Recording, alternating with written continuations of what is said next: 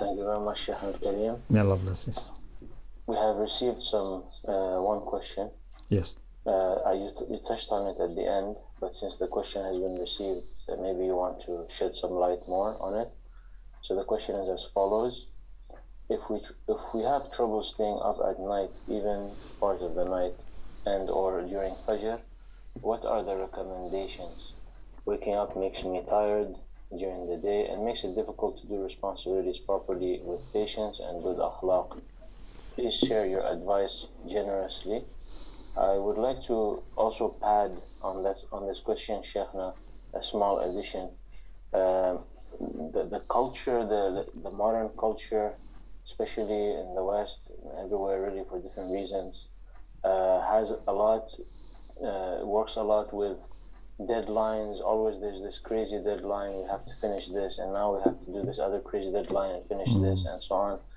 In other places, at least I've seen in other countries, in certain places for certain people, you can see that there's a time when people stop, at least for part of the day, and the whole society stops, or the time is anchored around Salah time. People start their day very early, and they even come back in the afternoon. So the societal clock and the societal pace in the world sometimes is very much against having these routines.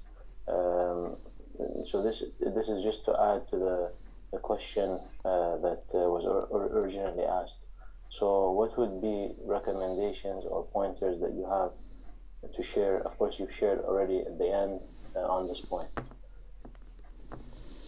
Yeah, the main thing is you are in control of your time. You divide your time, allocate time for tasks. If you really need to work extra hours,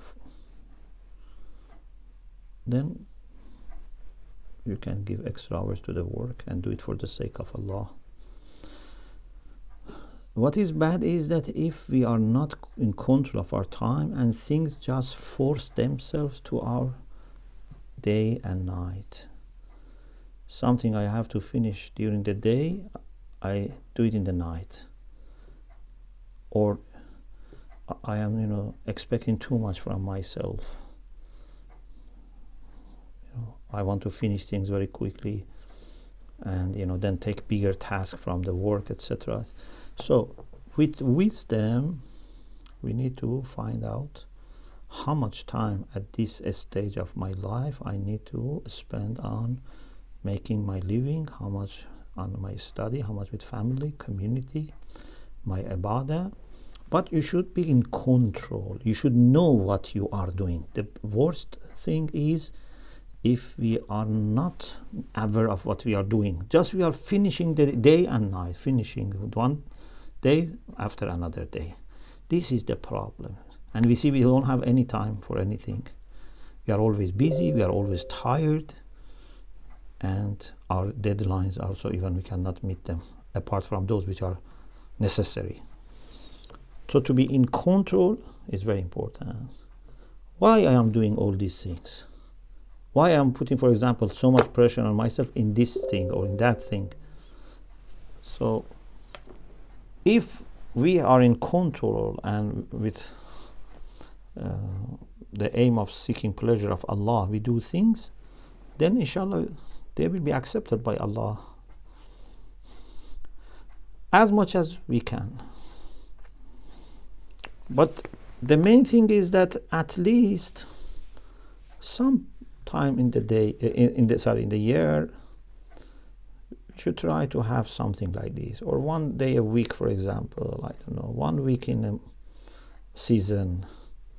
Try to have something which is built around your connection with Allah subhanahu wa ta'ala. If you cannot do it throughout the year, sometime at least. But the rest of the year, do things with control, with observation, and with painting it with paint of Allah subhanahu wa ta'ala. We had it in that lecture about how to plan our day. In one of the retreats in UK for teachers, I said that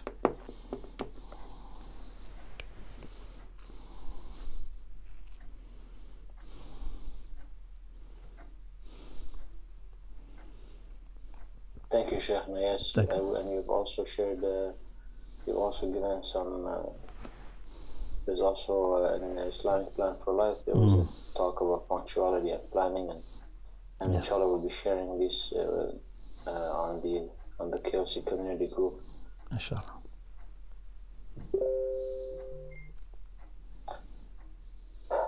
We have not received any other questions, so inshallah we would just take a moment to share a message that was given about volunteer time and about mubahatha time. So we had sent an original communication about